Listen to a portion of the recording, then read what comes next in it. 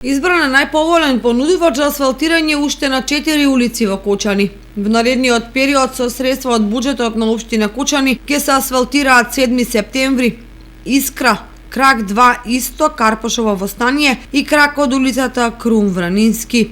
По спроведената отворена постапка за изведувач на градежните работи е избрано градежното друштво Премиум Билдинг од Скопје. Сите улици опфатени со оваа јавна набавка се наоѓаат во населбата Усова Чешма, а асфалт ќе биде поставен во вкупна должина од 720 метри.